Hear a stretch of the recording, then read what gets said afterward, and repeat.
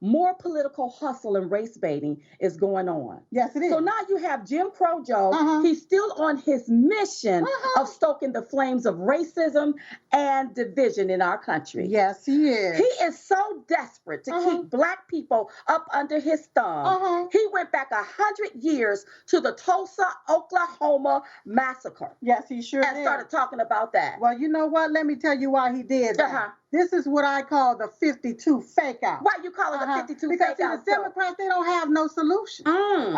But what they have is a narrative, okay? And they like to stroke what? Racism and division. That's what they do. Okay? So the Democrats, what they're desperately trying to do is erase their history. Okay? Understand that. And one way to accomplish this is to blame the other party. And who's the other party?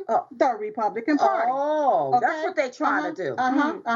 So what they want to do, and if you remember, the Republican Party, they try to make the Republican Party look like the KKK, look like white supremacists, look like they are the slave owners, look like they are the one that wrote Jim Crow. Well, see, the reason why is because people are ignorant to history. That's right. That's why it's always good to go pick up a book. That's right. You see, instead of Googling something, go to the library and pick up a book and learn history and how all this here got started. Exactly. So when you hear them talk about Tulsa, Oklahoma, 100 years later, okay, what they're trying to do is associate what happened back then, all right, to the Republican Party right now. Y'all not going to be able to do that. Because if you think about this, when you hear the left talking about Tulsa, Oklahoma, they keep saying the white mob. The white mob. But what do they continue to label Republicans as? White supremacists.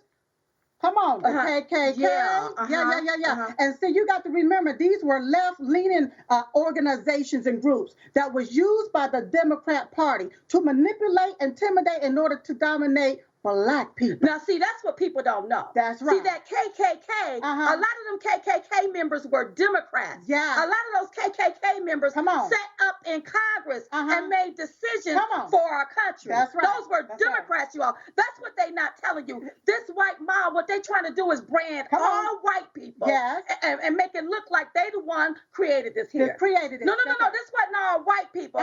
These were these left-leaning liberals, KKK members that did this. That's right. So what I call this is the bait and switch.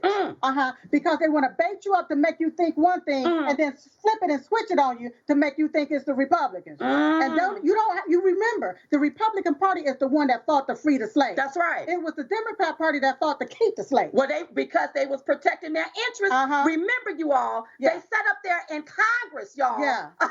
They sat up there as the House of Representatives making decisions is what they did. They was trying to protect their interests. So this massacre in Tulsa, Oklahoma took place in 1921 during the Jim Crow era. Who wrote the Jim Crow laws once again? Those were Democrats. And can I just say this here? Yeah.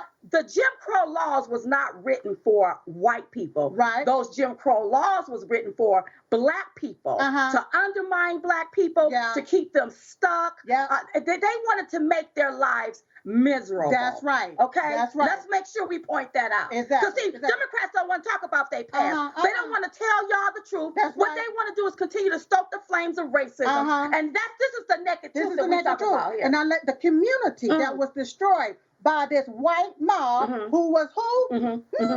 Democrats, white supremacists, the KKK. That's right. Under the Democrat Party. That's right. Right. It was better known as Black Wall Street. Okay. The people there, they built their wealth. They were successful. They were hardworking. And it reminds me of the Summer of Love last year. Well, wait. That was not the Summer of Love last year. That was the summer of chaos and confusion. That's right. And let me just say this here. You know, Biden has been in government for 48 years. 48. He was the vice president up under a black president. And now he finds it appropriate to talk about something that happened 100 years, but want to ignore what happened in the summer of 2020. Yeah. And guess what? It was not the summer of love. It was the summer of chaos, hate, and confusion. Racism. That's what it was. Divisiveness. So don't it look like all of this here is familiar? You can't pick and choose choose what you want to talk about. No, you can't. What happened in 2020 is about the same thing that happened 100 years ago. That's what right. we gonna do about 2020? Well, wait 100 years before we talk about it. Now, according to Jim Crow, Joe, and I'm going to tell it the way he told it. What he say, he said a young black male teenager was accused of attacking a white female teenager, and he was thrown in jail. Then came a white mob of about 1,000 people. They began to form outside of the jail. Don't that sound familiar? Yes, it does. Because look at Antifa and Black Lives Matter. Anytime they don't get the story right, or they just go off their own intellect on what they think, or they don't get the fact before they react. They go and form mobs. They go and form the mob. Come on. But I heard that they talking about some reparations. I keep hearing that word. Well, here's the deal. What's the deal? If the left want reparations, y'all better get it from the Democrats. No. How about paying yourself the reparations? Because all of this mess was put in place by the Democrats. Come on. Oh, and let's not forget about the vice president, because it is being alleged that her family owned slaves. How about she cut y'all a check? That's right. For some reparations. But don't think all of the American people need to be giving everybody reparations for what happened 100 years ago, when just 2020, last year, in the summer, businesses was burnt down. Businesses was looted. What about those businesses? What about those black businesses? I don't even want to hear it. And then when you talk about the Black Lives Matter and Antifa, there are two left-leaning liberal organizations, just like the KKK and the white supremacists was back then. That's what's happening right now. Same script, different cast. Now, let me continue on real quick. Now, Biden, he continued to tell the story about how 75 armed black men, including black veterans with guns from the Greenwood community, came out to stand guard to prevent this black boy from being lynched. Okay? Some words was exchanged, some gunshots was shot. We don't know who shot the first shot, but 10 white people died and 2 black people died. Now, according to historian and author Carol Anderson, and this is how she tells it, the white mob was infuriated and angry that black people had the audacity to defend themselves. The white mob were upset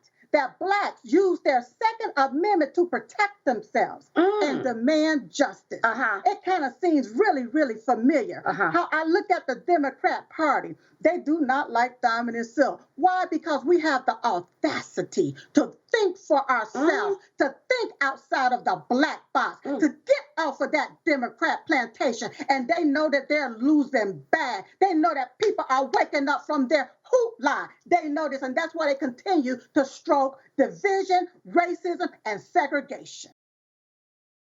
You just watched Newsmax TV, America's fastest growing cable news channel, now in more than 70 million homes. You can get Newsmax TV on your cable system or check your cable guide. And if your system doesn't carry Newsmax, call them, tell them you want Newsmax TV, because we're real news for real people.